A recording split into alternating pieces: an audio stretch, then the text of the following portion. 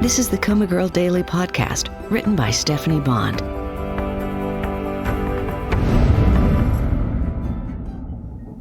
October 1st, Saturday. When the door opened and I heard my mother's voice, I tensed, hoping she'd brought my dad or Aunt Winnie, or was talking to one of the nurses or security guards, or was on the phone closing a deal on a McMansion in a part of Atlanta I wasn't familiar with. Can't understand why she wants to meet us here, my mom said. My sister Sydney's long-suffering sigh is unmistakable. ADA Spence said it would draw less attention if she came here than if we went down to her office. I retreated from the sound of Sid's voice. I was awake all night playing my recalled memories of the car crash over and over. Part of me wants to magically realize the scenes in my head are false memories or bad dreams. Instead, I keep remembering small details and nuances that reinforce the realization I wasn't driving when my tan Ford Escort hit Keith Young's yellow Jaguar head on. Sydney was. And she'd lied, had let everyone, including me, believe I was driving. What do you think she wants to talk about? My mother asked. Another sigh. Marigold's case, I assume. Sid sounds preoccupied. With her own guilt? Maybe the DA's office found out there was a payoff to the lab to alter the results of Keith Young's blood tests. That would be such good news, Sid agreed. Is David coming? No. He had a commitment he couldn't get out of. Well, this was last minute. I had to postpone showing a penthouse condo, and my broker isn't happy. Couldn't Daddy have come instead? My mother snorted. You mean actually participate in our family? Their conversation was cut short by the arrival of ADA Spence. I can tell from her curt greeting that she isn't delivering good news. I thought this would be the most private place we could talk, the woman said. About? Sid prompted. If either of you know anything about the assault on Keith Young, I need for you to come clean. What? My mother said. That's preposterous. What makes you think we know something? Sid asked in a voice that makes me think she knows something.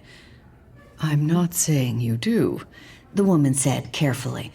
But Marigold has a lot of supporters, including a big social media following. And it's come to our attention that threats were made against Keith Young. People go on social media to blow off steam, Sid said.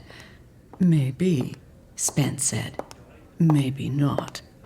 Also, Keith Young told us his attackers seemed to be well-trained. Professional was the word he used, maybe military or ex-military. I recalled my brother Alex's comment to my dad that one of his buddies in Atlanta had offered to deliver street justice to Keith Young.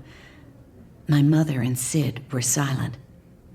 We know your son is in the Army, Spence added. Is there something you want to tell me? No, my mother said, her voice firm. I'm trying not to suspect your husband isn't here because he knows something, or because he did it. My mother scoffed. Robert isn't physical enough to pull off something like that. How does my mother manage to make a denial of a criminal act sound like an indictment on my father's manhood? We don't know anything about the assault on Keith Young, my mother added, and while we're not happy he was injured, you can't expect us to lose sleep over it either. I understand how you must feel, the ADA said, but if you know something and you don't report it, this could go bad for you. Sid guffawed. Bad for us? If you and the DA haven't noticed, things are already bad for us. I'm sorry. I misspoke. Of course, things are not good. And we have no interest in making things worse, my mother said evenly. okay," the woman said, sounding mollified. "If you do notice anything relevant in Marigold's social media stream, or if you learn of who is behind the assault, even a rumor, you will call me immediately?" "Yes," my mother said. The woman's shoes clicked on the floor in retreat. Then the door opened and closed. "Of all the nerve!" my mother sputtered. "I know," Sid said, sounding more upset than I realized. "I wish David had been here." Her voice broke off in a sob. "Oh, honey, is everything all right between the two of you? I'm having second thoughts." "About David?" "No, not about David." "What then?" "Perhaps about lying to the entire planet?" She sighed again. "I'm having second thoughts about sitting out this semester." "Absolutely, you should go back to Boston," my mother said. "I never wanted you to interrupt your studies."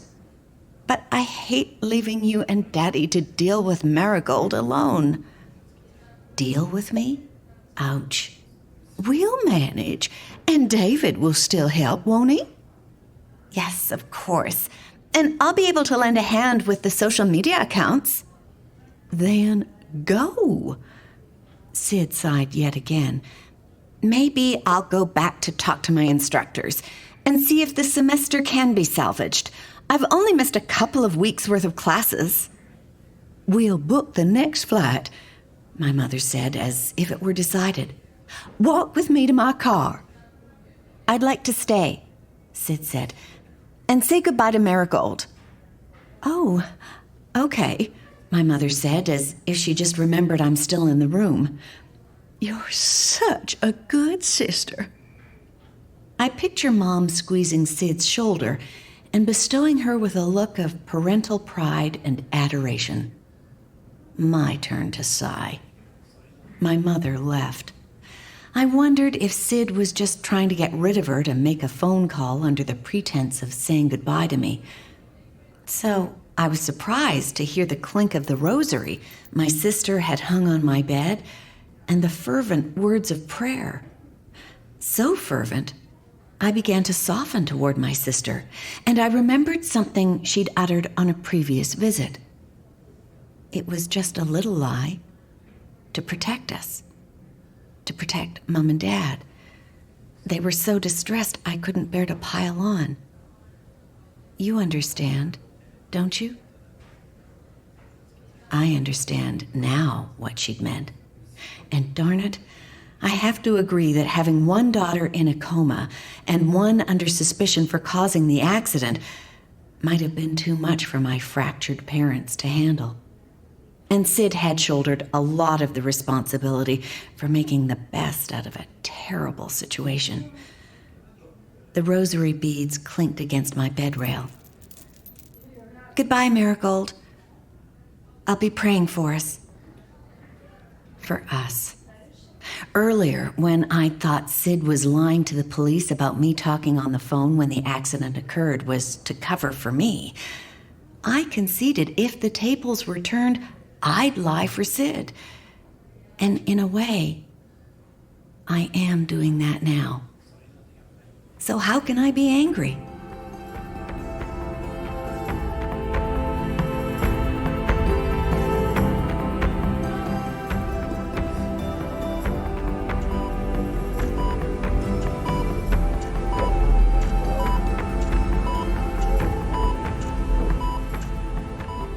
Hello, this is Stephanie again.